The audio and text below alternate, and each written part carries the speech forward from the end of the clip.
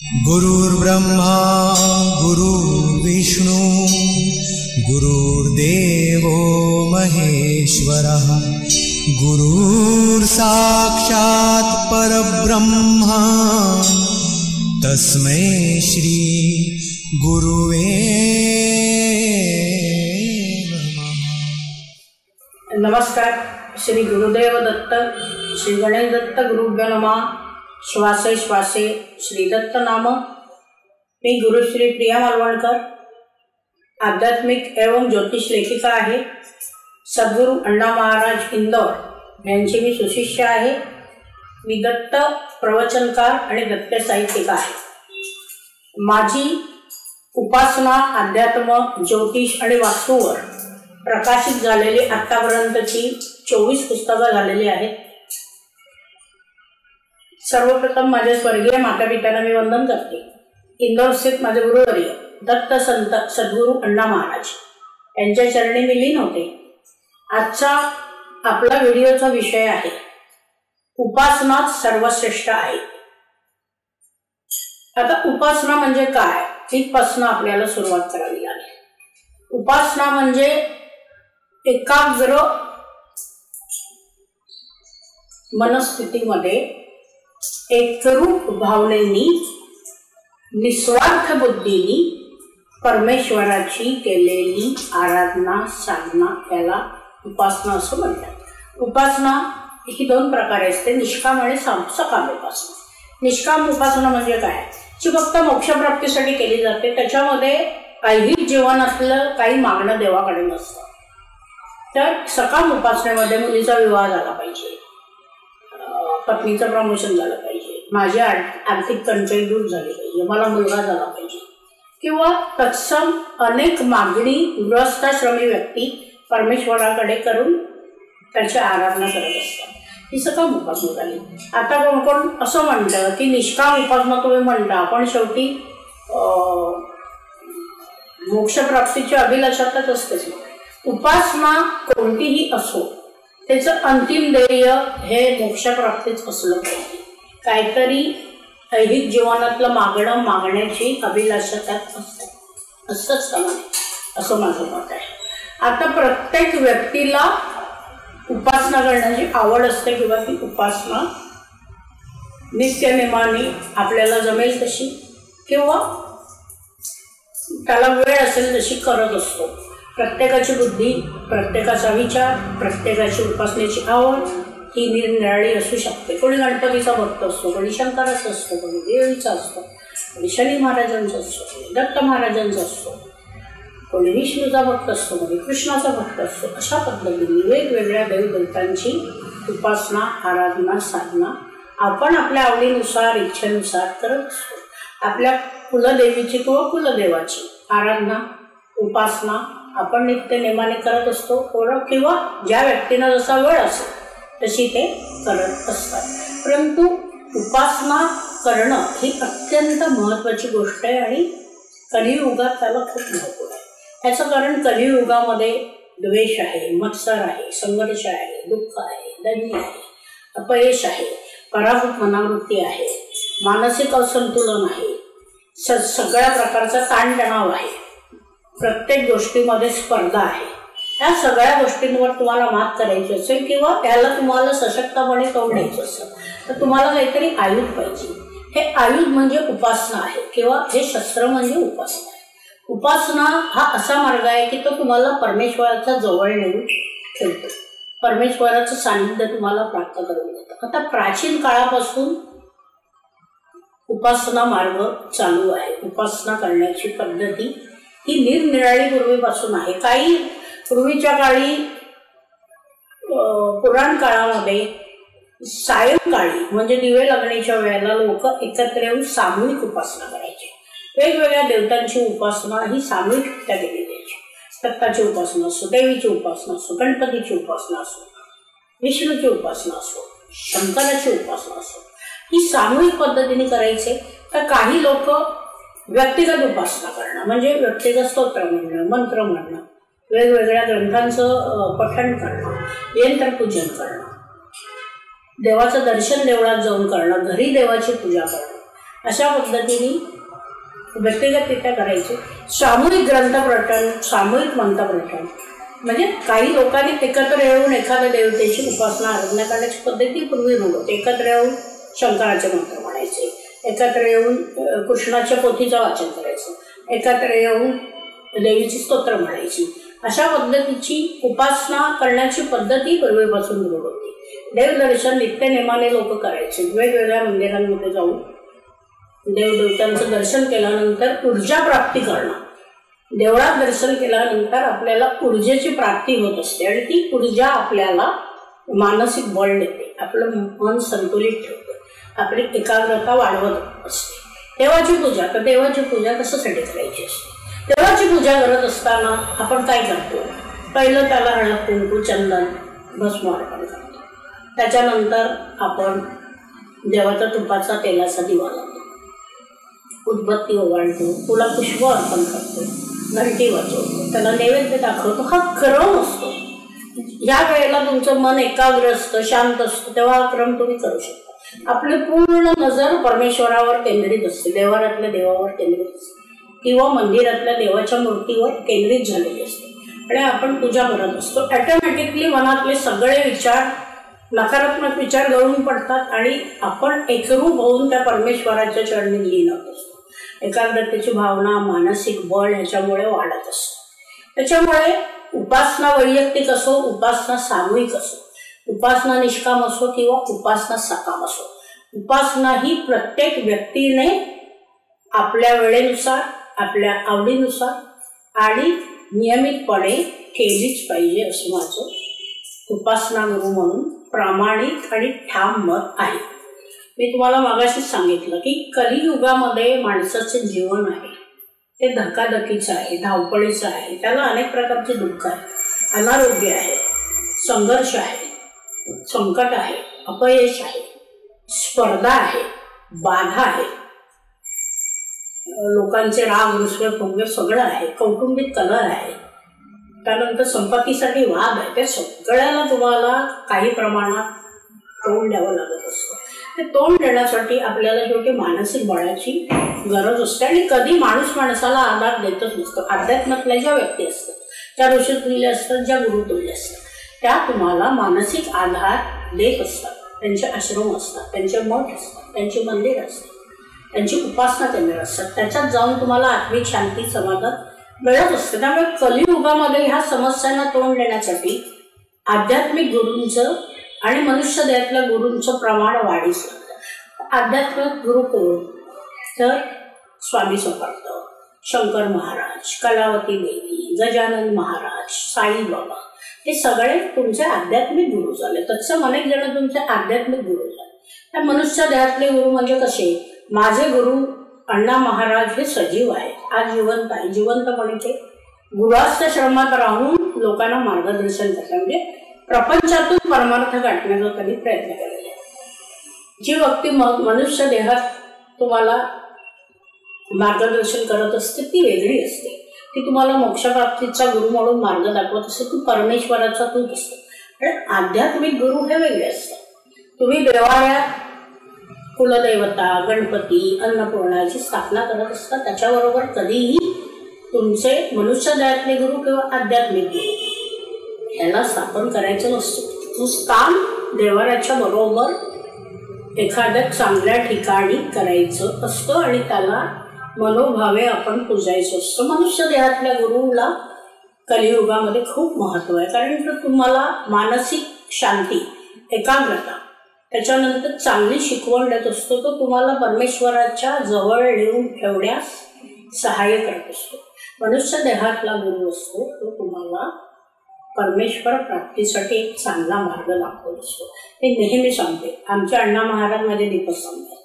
माझं आयुष्याचं जे जहाज ह्याच्यामध्ये गुरफटलेलं आहे पाण्यामध्ये, त्याला योग्य ती दिशा दाखवायचं काम अण्णा महाराजांनी केलं. म्हणून मी उपासना, अध्यात्म, लेखन, ज्योतिष, वास्तू जे काही करते, प्रवचन करते, त्याच्यामध्ये मी उच्चांक गाठू शकले, प्रसिद्धी मिळवली, ते सगळं गुरूंचा मला आशीर्वाद आहे.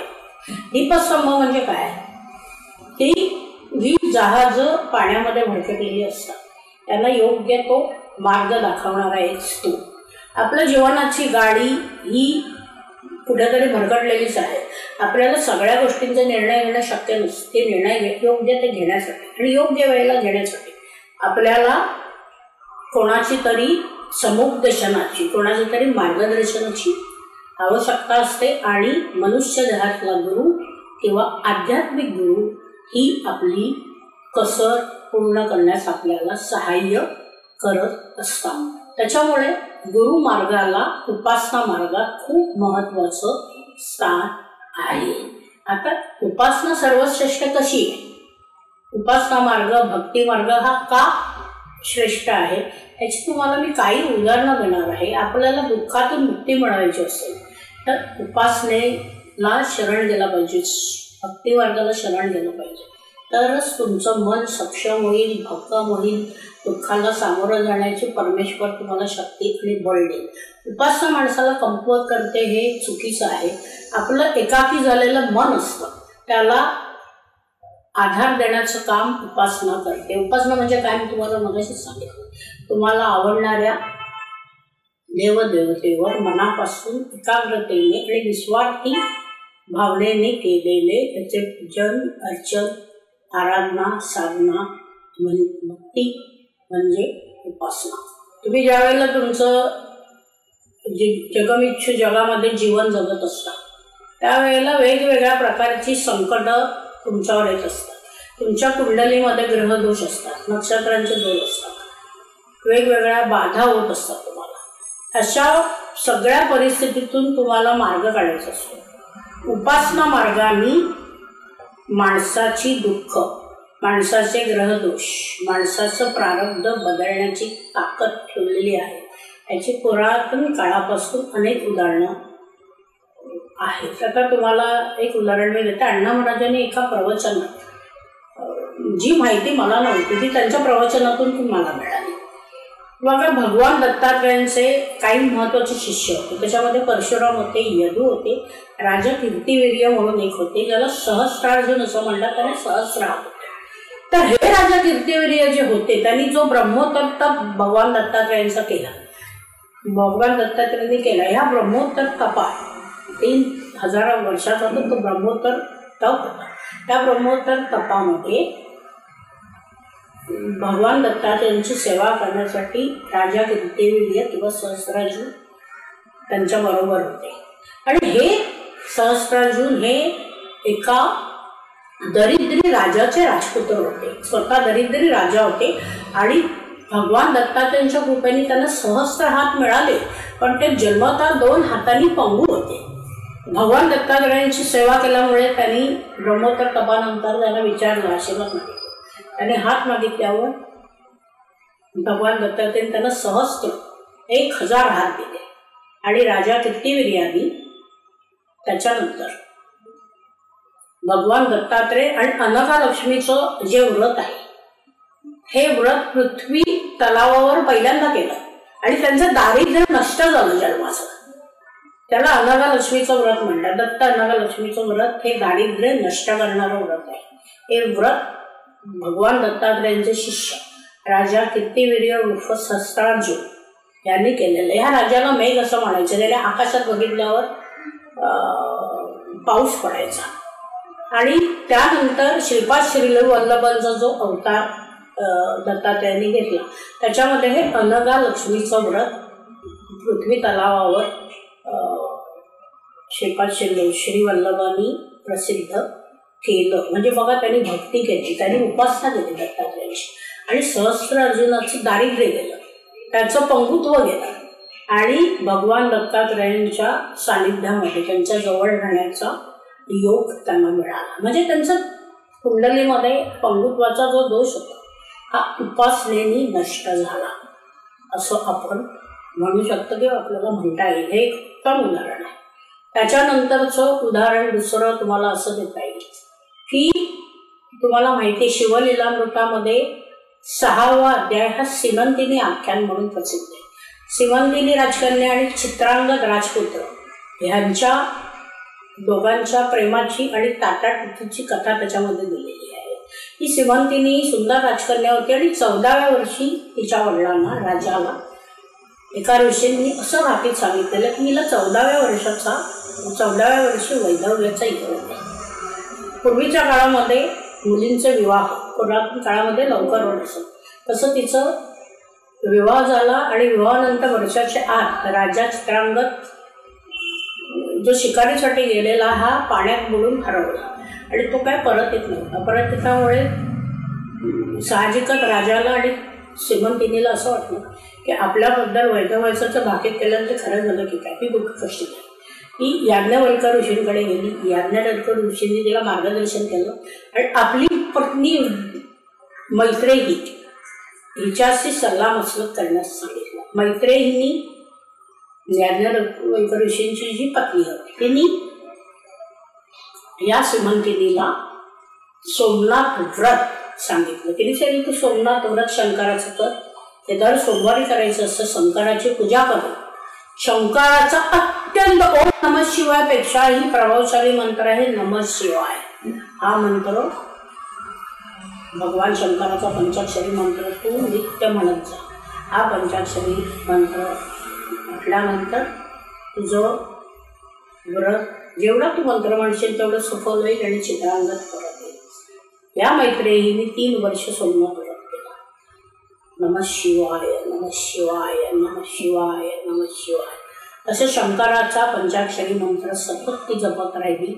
आणि एक दिवस असा आला की पाण्यात बुडून नाग लोकात गेलेल्या राजा चित्रांगदाला नाग राजांनी पाण्यातून वर आणून सोडलं आणि राजा चित्रांगद परत आला आणि श्रीमंतिनीचा वैधव्य योग टळला. म्हणजे हा जो 6वा अध्याय आहे शिवलीलामृताचा, ह्याच्यामध्ये ही सगळी कथा वर्णित केलेली आणि हा अध्याय अत्यंत प्रभावशाली आहे. जो स्त्रियांची सौभाग्य वृद्धी करतो. जो हरवलेल्या पतीला किंवा एखाद्या स्त्रीच्या पत्रिकेमध्ये वाईट योग असेल नवऱ्याबद्दलचा तो टाळण्यास सक्षम असा हा अध्याय आहे. आणि सोमनाथ व्रत हे अत्यंत प्रभावशाली व्रत आहे जे स्त्रियांनी करावं. स्त्रियांची सौभाग्य वृद्धी, तसंच पतीला दीर्घायुष्य, तसंच तिला निरोगी आयुष्य प्राप्त करून देणारे आहे. आणि कितीही पती तुमचा दूर गेलेला असेल, मनाने गेलेला असेल, शरीराने गेलेला असेल, तो परत आणण्याची ताकद या सोमनाथ व्रतामध्ये शंकराच्या आहे. श्रीमंतिनीला याज्ञवल्क्य ऋषींच्या पत्नीने मैत्रेयीला सांगितलेलं व्रत आहे. बघा तिला वैधव्याचा योग होता. हा वैधव्याचा योग उपासना केल्यामुळे शंकराची, शिवलिंगावर अभिषेक केल्यामुळे, शिवाचा पंचाक्षरी मंत्र म्हटल्यामुळे नष्ट झाला आणि तिची सौभाग्य वृद्धी झाली. तिला तिचं जे सौभाग्य होतं ते अबाधित राहिलं. त्यामुळे उपासना कशी श्रेष्ठ आहे याचं हे दुसरं उदाहरण. भगवान शंकराच्या साहित्यामध्ये आपण सगळ्यांनी वाचलेलं असेल, ऐकलेलं असेल किंवा आपल्याला माहिती असलेली एक कथा आहे ती मुकुंद मुनींची आहे. मुकुंद मुनी हे प्रचंड मोठे शिवभक्त होते. पण ते दुःखी कष्टी होते, त्यांना संतती नव्हती. ते नेहमी शंकराला आराधना उपासना करताना म्हणायचे की मी तुझा एवढा परम भक्त आहे पण मला संतती नाहीये, संतती चिंता आहे. एक दिवस भगवान आशुतोष शंकर त्यांना प्रसन्न झाले, त्यांच्या समोर आले आणि मुकुंद मुनींना त्याने वरदान मागायला सांगितलं. मुकुंद मुनी म्हणाले मला एक संतती हवी आहे. शंकर महादेव म्हणाले की तुम्हाला दीर्घायुष्य संतती समजा झाली तर ती अवघणी होईल, दुष्टदुर्जन होईल. आणि समजा तुम्हाला अल्पायुष्य संतती झाली तर ती गुणी होईल. तुम्हाला काय पाहिजे? मुकुंद मुनी म्हणाले मला गुणी संतती पाहिजे. म्हणून भगवान शंकरांनी त्यांना आशीर्वाद दिला आणि त्यांना जो पुत्र झाला तो मार्कंडेय. मार्कंडेय लहानपणापासून शिवाचा भक्त होता आणि शिवाने त्याला 16 वर्षाचं आयुष्य सांगितलेलं होतं. 16 वर्षी अमाच्या देऊन त्याला त्याचं प्राण हरण करणार होते. हा शिवाची रोज भक्ती करायची. शिवाची महामृत्युंजयाचं जप हा मार्कंडेय ऋषींनी म्हटलेला आहे किंवा जे शिवावर रचलेलं जे महामृत्युंजय स्तोत्र आहे याचे रचिते मार्कंडेय मुनी आहे. ह्या मार्कंडेय मुनींना शिवाची भक्ती करता करता एक दिवस शिवलिंगाला मिठी मारलेली असताना यमाचे दूत आले आणि यमाचे दूत त्यांचं प्राणहरण करू लागले. तर तिकडे शिव येतात. शिवाने सांगितलं की हा माझा निश्चित भक्त आहे, त्याला मी दीर्घायुष्य प्रदान करतो. 16व्या वर्षीचं मृत्यूचं ह्याचं जे भाकीत होतं ते खोटं ठरणार आहे, कारण ह्याने माझी लहानपणापासून निस्वार्थ बुद्धी ही भक्त केलेली आहे, माझी उपासना केली, माझी आराधना आहे. आणि महादेवाच्या आशीर्वादाने मार्कंडेय ऋषींना दीर्घायुष्य प्राप्त होते. त्यांच्या कुंडलीत जो अल्पायू योग होता तो नष्ट झाला उपासनेने. पुढे देवीच्या 700 श्लोकांच्या मंत्रांचा समावेश असणारा दुर्गा सप्तशती नावाचा महान ग्रंथ या मार्कंडेय ऋषींनी रचला. अशाच पद्धतीने भारद्वाज ऋषींनाही संतती नव्हती. त्यांनी गणपतीची मोठी आराधना केली. ओम गण गणपती नमः, ओम गण गणपती नमः. या गणपतीच्या मंत्राचं सतत उच्चारण केल्यानंतर गणपती प्रसन्न झाले आणि त्यांना भौम म्हणजे मंगळ, जो मंगळ ग्रह आहे तो पुत्र त्यांनी प्रदान केला, अशी पुराण ग्रंथांमध्ये कथा आहे. या भारद्वाज मुनींना निसंतान योग होता. तो निसंतान योग गणपतीची उपासना केल्यामुळे नष्ट झाला. तर मुकुंद मुनींना दीर्घायुषी पुत्र महादेव शंकराच्या उपासनेने प्राप्त झाला. त्याला आधी अल्पायुचं वरदान होतं. अशा पद्धतीने उपासना मार्गाचा अवलंब केल्यानंतर कुंडलीतले दोष, ग्रह दोष, त्याच्यानंतर विविध प्रकारच्या बाधा, विविध प्रकारचे नक्षत्राचे दोष कसे नष्ट होतात याची उत्तम उदाहरणं आपल्याला देता येते. मनापासून स्वतः उपासना मार्गात आहे. मी हिंदू धर्माची, त्यानंतर हिंदूंच्या जे उपासना मार्ग आहे त्याचे आता प्रचारण झाले, पण मी वयाच्या 5व्या वर्षीपासून उपासना मार्गात आहे. महादेव शास्त्री जोशी यांचा जो उपासनेचा वर्ग चालायचा, याच्यामध्ये मला माझ्या आईने दाखल केलेलं.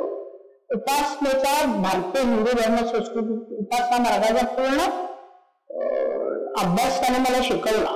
बाल भागवत मी 5व्या वर्षी वाचलं होतं. अक्कलकोट स्वामी म्हणजे स्वामी समर्थांची भक्ती मी 5व्या वर्षीपासून करू लागलेले होते. दत्ताची भक्ती मी लहानपणापासून करायची. मी स्वामी समर्थांचा एक छोटासा देवारा माझ्या पुस्तकं ठेवण्याच्या कपाटामध्ये केलेला. लहानपणापासून स्तोत्रांचे वाचन करणं, वेगवेगळ्या मंत्र म्हणणे, वेगवेगळ्या देव देवतांचं ह्याच्यामध्ये जाऊन दर्शन केले देवळांचं. त्याच्यानंतर विविध प्रकारचे सण असतात, त्या सणांना आपण देवदेवतांची आराधना करतो, ती करणे. अशा पद्धतीने उपासना मार्गात मी लहानपणापासून मग्न होते किंवा त्याच्यामध्ये मी माझा समावेश हा उपासना मार्गात लगेच मोठा झाल्यावर झालेला नाही. आता आधीपासून मी देवदेवतांच्या उपासनेमध्ये, दत्ताच्या भक्तीमध्ये, शंकराच्या भक्तीमध्ये मी समरस झालेले होते. दत्तांची भक्ती अक्कलकोट स्वामींच्या रूपाने त्यांची पूजा करून मी लहानपणापासून करत. महादेव शास्त्री जोशींनी जेव्हा मला उपासनेचं सगळं शिक्षण दिलं, वास्तुशास्त्राचा अभ्यास शिकवला, ज्योतिषशास्त्राचा प्राथमिक अभ्यास शिकवला, त्याच्यामध्ये माझ्या मनात भर पडण्याचं, माझा विकास होण्याचं प्रमुख साधन म्हणजे उपासना मार्ग ठरलेला आहे. त्यामुळे उपासना मार्गाचा अवलंब प्रत्येक व्यक्तीने करून आपलं आयुष्य निरोगी, सुदृढ आणि प्रामुख्याने आपलं मन सशक्त करण्याचा प्रयत्न केला पाहिजे. म्हणजे प्रामाणिक मत आहे. बघा, भगवान कुबेर हे एका जन्मामध्ये आदम म्हणून राजा होते आणि ते दरिद्री राजा होते. भगवान कुबेर म्हणजे देवांचे खजिनदार आणि हे दरिद्री राजा होते आणि हे देवळामध्ये दीपदान करायचे. त्यांच्या कुंडलीमध्ये आदम राजाच्या दारिद्र्याचा योग होता. दीपदान करायचे, ते देवीच्या मंदिरामध्ये दीपदान करायचे. एका जन्मामध्ये कुबेरांनी अष्टलक्ष्मींपैकी एक, जे महालक्ष्मीचं रूप आहे, ऐश्वर्य लक्ष्मीची भक्ती केली आणि ती भक्ती केल्यामुळे त्यांना देवांचं खजिनदार पद मिळालं आणि दीपदान केलं. दीपदान केल्यामुळे पौर्णिमेला दीपदान करायचे आदम राजा म्हणून ते, आणि पौर्णिमेला दीपदान केल्यावर कुंडलीतला दारिद्र्य योग नष्ट करतात.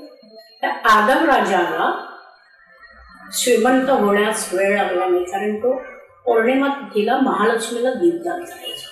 त्याच्यामुळे तो श्रीमंत झाला, त्याच्या दारिद्र्य योग गेला, तो दीपदान करू लागला. दीपदानाचं त्याचं हे वाढून गेलं. एका जन्मामध्ये पुण्यसंचय झाला, दुसऱ्या जन्मामध्ये महालक्ष्मी ऐश्वर्य लक्ष्मीचं व्रत केलं कुबेरा. त्यांची ऐश्वर्यवृद्धी झाली, ते देवांचे खजिनदार झाले. आणि हे कुबेर हे शंकराचे निस्सिम भक्त होते. प्रत्येक उग्र तप केल्यानंतर शंकराची एक पिंडी ते स्थापन करायचे आणि त्याची पूजा ते करत असते. त्यामुळे शंकराचे भक्त, शंकराचे मित्र आणि शंकराचे शिष्य म्हणून भगवान कुबेर हे धार्मिक इतिहासामध्ये अजरामर झालेले आहे. कुठेही कुबेराचं पूजन असेल तिथे शिवलिंग असलंच पाहिजे, महालक्ष्मीचं एखादं स्थान तिथे असलंच पाहिजे. त्याच्याशिवाय कुबेरांची भक्ती, कुबेरांचं पूजन, कुबेरांचं अर्चन शक्य नसतं. दोन्ही जन्मांमध्ये, दुसऱ्या जन्मातही ज्या वेळेला त्याने ऐश्वर्य लक्ष्मीचं व्रत केलं तेव्हाही त्यांना दारिद्र्य योगच होता. हा दारिद्र्य योग त्यांनी ऐश्वर्य लक्ष्मीची उपासना केल्यामुळे नष्ट झाला. ऐश्वर्य लक्ष्मीचं व्रत केल्यामुळे तुमच्या कुंडलीमध्ये आर्थिक टंचाईचा योग असेल, तो कर्जाचा योग असेल, पैसे नसण्याचा योग असेल, तर तो नष्ट या उपासनेने ऐश्वर्य लक्ष्मीचा होत असतो. आणि दीपदान केल्यामुळे पौर्णिमेलाही तुमची ऐश्वर्यवृद्धी, भाग्यवृद्धी होत असते. अशी अनेक उपासनेची तुम्हाला उदाहरणं देता येतील. त्या उपासनेने तुमचं प्रारब्ध बदलण्याची ताकद ठेवलेली आहे. पण उपासना करत असताना तुमचा परमेश्वरावर निश्चित श्रद्धा हवी, निश्चित भक्ती हवी. परमेश्वराची निस्वार्थ बुद्धीने तुम्ही सेवा करताय, सेवा केली पाहिजे. तुमच्या मनामध्ये समजा स्वार्थाची भावना असेल, सतत स्वार्थ असेल आणि काहीतरी मिळवण्याच्या उद्देशानेच फक्त तुम्ही उपासना करत असाल, तर उपासना मार्ग विफल होईल आणि जो प्रारब्धामध्ये घाणेरडा योग आहे तो बळकटी येईल. त्यामुळे उपासना तुम्ही तुमच्या पद्धतीने जास्तीत जास्त वाढवली पाहिजे. बघा, उपासना हे दुःख नष्ट करण्याचं मी मगाच सांगेन अस्त्र किंवा एक सामर्थ्यशाली असं हे आहे, आयुध आहे की तुम्हाला कोणी नसलं म्हणजे तुमचं जीवन एकाकी आहे, तुम्ही परमेश्वराला ते समर्पित करा, अर्पण करा.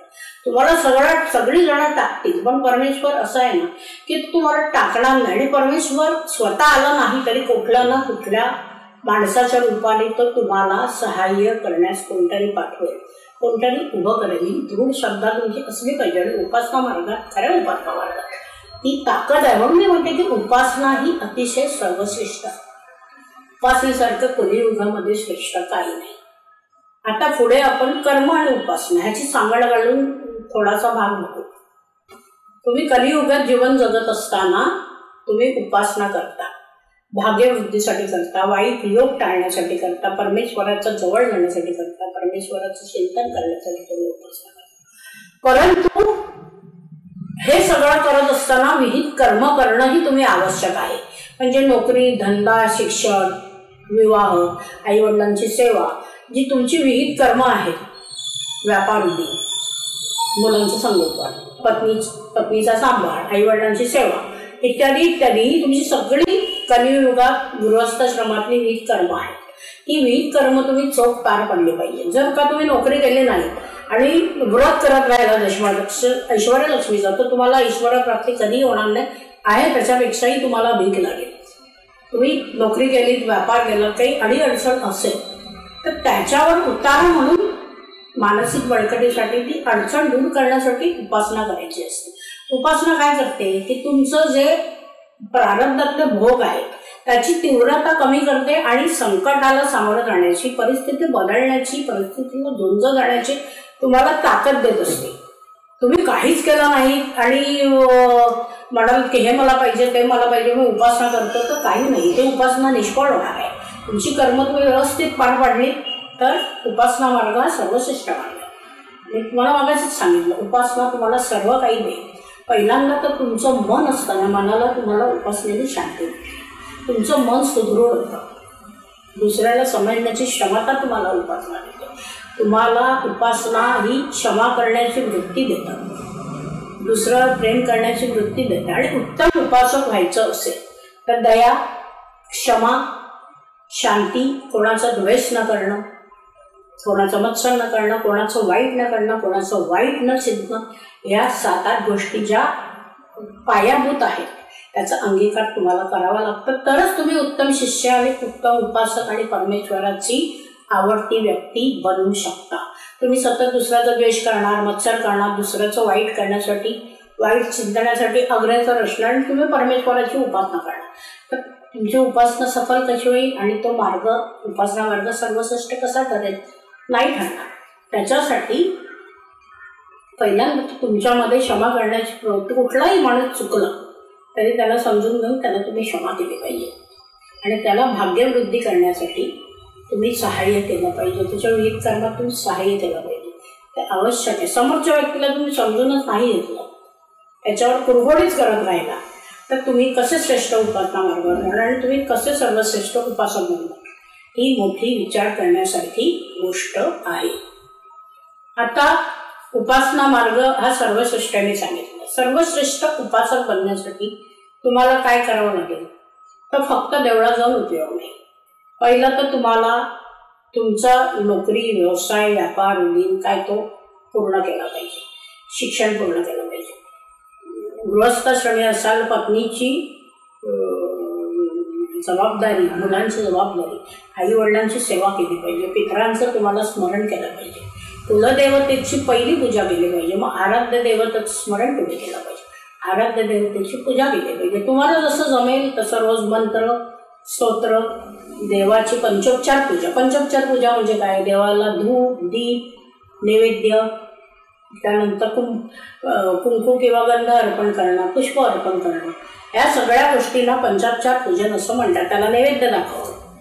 पंचोपचार पूजन तुम्ही केलं पाहिजे. देवळात जाऊन देवाचं दर्शन तुम्हाला घेता येईल, तुम्हाला जेव्हा जमेल तेव्हा ते तुम्ही केलं पाहिजे. देवाची एखादी पोथी रोज 5 वाक्य किंवा रोज 10 वाक्य किंवा 1 अध्याय किंवा सलग पोथी वाचनाचं पारायण, अशा पद्धतीने तुम्हाला करायला पाहिजे. वेगवेगळ्या देवदेवतांची यंत्र आहेत, त्या यंत्राची पूजन तुम्हाला पाहिजे. कुलदेवीला वर्षातून एकदा तरी तुम्ही दर्शनासाठी गेला पाहिजे. कुलदेवी असेल तर तिची ओटी भरली पाहिजे, कुलदेव असेल तर त्याला मान दिला पाहिजे. तीर्थक्षेत्री, तुम्हाला आवडणाऱ्या देवदेवतांच्या क्षेत्री तुम्ही वर्षातून एकदा भेट दिली पाहिजे. तुम्हाला चांगली ऊर्जा ही देवळातून मिळत असते, तीर्थक्षेत्रातून मिळत असते. चांगली ऊर्जा मिळवायचा प्रयत्न तुम्ही केला पाहिजे, तर तुम्ही चांगले उपासक होऊ शकता. दुसऱ्याचं अहित चिंतायचं नाही. अध्यात्मातले स्वामी समर्थ, गजानन महाराज, शंकर महाराज, तर तुमच्या कलावती आई, असा अध्यात्मातले एखादे गुरु तुम्ही केले पाहिजे. आणि शक्य झाल्यास मनुष्य देहातल्या गुरुकडून गुरुमंत्र घेतला पाहिजे. मला अण्णा महाराजांनी दत्ताचा आसनावरचा गुरुमंत्र दिला नव्हता. जी प्रगती मी केलेली आहे ती ना भूतो ना भविष्यती अशी आहे. त्यामुळे उपासना मार्गावर माझा खूप विश्वास आहे. मी गुरूंची भक्ती ही सर्वाधिक करते. माझी अण्णा महाराज माझे गुरु आहेत आणि माझे मार्गदर्शक आहेत. त्यांनी जी मला वाट दिलेली आहे त्या वाटेवरच चालण्याचं मी काम करते. त्यांच्यावर माझी आंधळी श्रद्धा आहे. त्यांचा आशीर्वाद आणि त्यांनी सांगितलेली प्रत्येक गोष्ट ही माझ्या आयुष्यात सर्व प्रकारची साध्य करणार आहे असं माझा मला विश्वास. त्याच्याबरोबर दत्तांची भक्ती माझी निरंतर आहे. दत्ता, भगवान दत्तात्रय माझी कुलदेवी, त्याच्यानंतर शनिदेव आणि कुबेर यांच्या भक्तीमध्ये लीन आहे. या भक्ती मार्गाने मला सगळं काही दिलेलं आहे. मला आता माझी पत्रिकाही अनेक जण बघत नाही, ते सांगतात की तुम्ही गुरु केलेले आहेत. मनुष्य देहातल्या गुरूंचा तुम्हाला आशीर्वाद असताना ज्या ग्रहांप्रमाणे काहीच होणार नाही. म्हणून मी काय म्हणते की मनुष्य देहात तुम्ही आलेले आहात, चांगल्यात चांगली उपासना करा, मन सुदृढ ठेवा, परमेश्वराचं चिंतन करा, परमेश्वराला शरण जा. माणसासमोर रडू नका, आपल्या गुरूंसमोर रडा. आध्यात्मिक गुरूंसमोर रडा, मनुष्य देहातल्या गुरूंसमोर रडा, देवाच्या समोर रडा. देवाला आपली सुखदुःख सांगा, तो तुमच्या मागे उभा राहील, तुमचं मन सक्षम करेल, तुमचं मन संस्कारक्षम करेल आणि उपासना मार्ग चोखाळून सर्वश्रेष्ठ उपासक बना आणि तुमचं आयुष्य सुखी समृद्ध करा. आयुष्यात येणारी संकट, दुःख, अपयश सगळं उपासना मार्गाने हळूहळू नष्ट होतं, आयुष्य सुदृढ बनतं, हे लक्षात ठेवा.